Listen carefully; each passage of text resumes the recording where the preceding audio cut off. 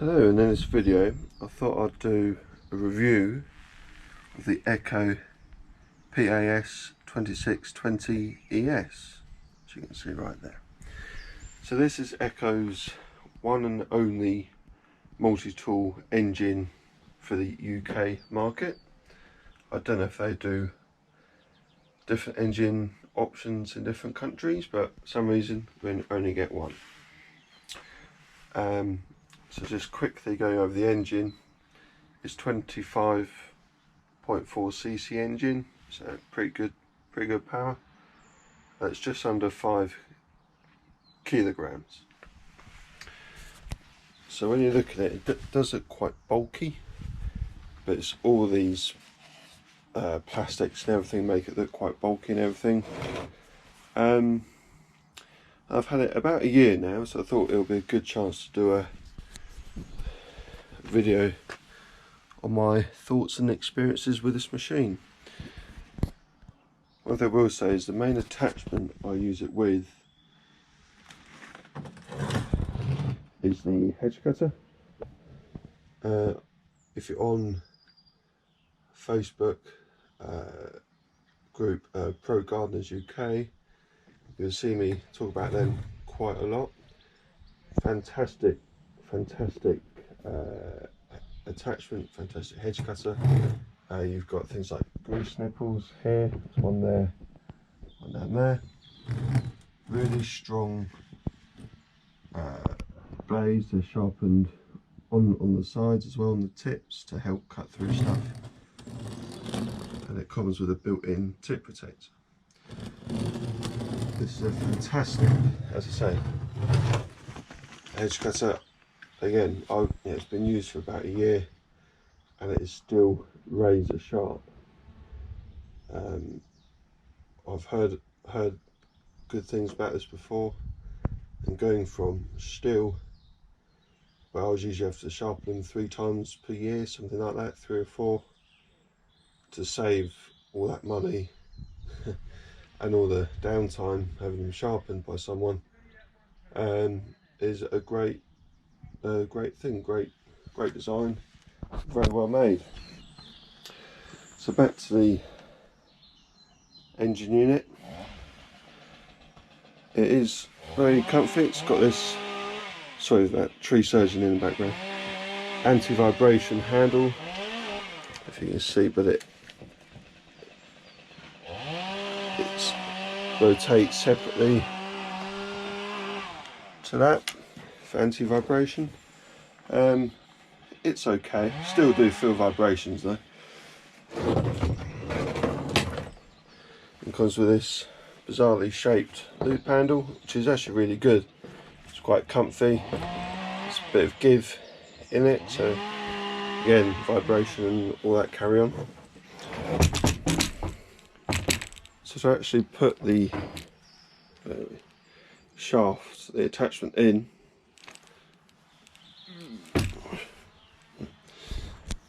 you have this little pin here that, so it locks in the shaft like that. But to take it out, you just bring it out, then you put the shaft in, and then it clicks in. You also got this as well, which is pretty standard really, to be honest. It's good. As I say, with the hedge cutter, obviously you take this black condom thing off and slide it up to that line, and yeah, pretty good, pretty easy. This is quite comfy.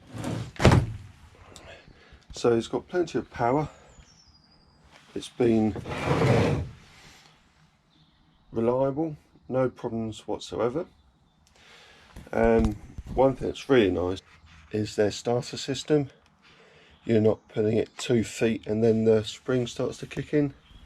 It's really nice, it's really smooth, and I would say it's the best in the market for comfort and ease of use. One thing that I would say isn't so ease of use is this fuel tank. Now this is fine, he says,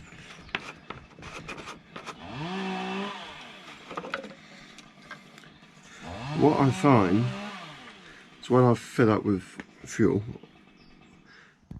is if you're trying to watch it, but from this angle, you can't always see it and it comes spilling out. As you can see, it's at a funny angle. I would prefer that to be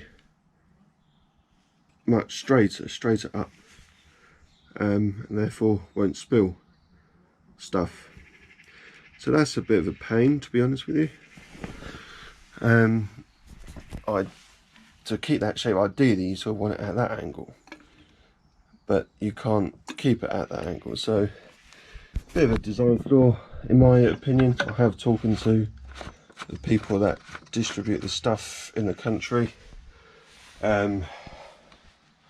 Yeah, I doubt anything will happen about that, to be honest. You got stuff like your carb and your cable adjustment down here, which is all pretty good, pretty easy to get to the air filter. You've got this sort of a nut on a plastic reel, and then another one there.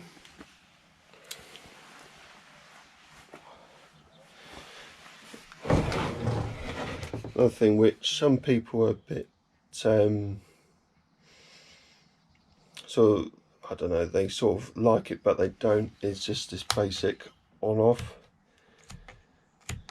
Well, they probably prefer a button which you would push down and it springs back up to turn off the engine. One thing that's a bit of a concern, not necessarily this one, but the amount of room there, and it isn't the strongest trigger. You do have to be careful, because if you catch something, that will snap off, and I have seen that happen. It is very exposed, it is quite long, length of my thumb. Don't know what this does, it doesn't really seem to do anything. I do that and doesn't really actually make much difference, so a bit pointless. So yeah, that's a bit of a concern if you're a bit reckless with your tools. Also, if you're careful, you should be fine. So that's about it, really. As I say, I've had it about a year. It's used a lot with the hedge cutter. I've also got a pole pruner attachment. Don't ask me the code for it, but I think I've got some clips of that cutting some big logs.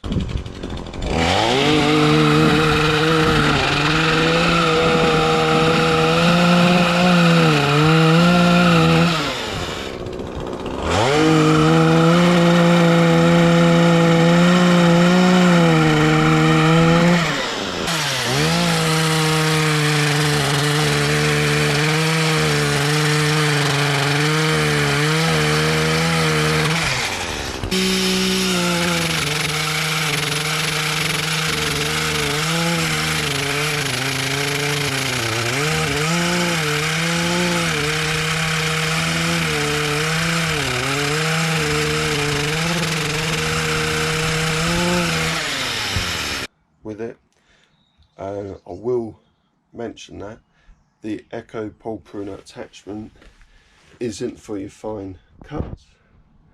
I haven't got it with me today, so I can't show you it, but it's quite a big chain on it. So if you're doing lots of fine work, like pruning fruit trees or something, you probably would want to use a different product by someone else. But as I say, for the bigger stuff, it is quite good, it's quite powerful, and yeah, generally a great machine. Would I recommend it? 100%. Is it a perfect machine? No. I'm very happy to overlook that and these controls around here for the power, performance, reliability that I get with this product, and with the amazing hedge cutter head. So there you are. Hope you found that useful. Keep tuned, stay subscribed, and I'll catch you soon.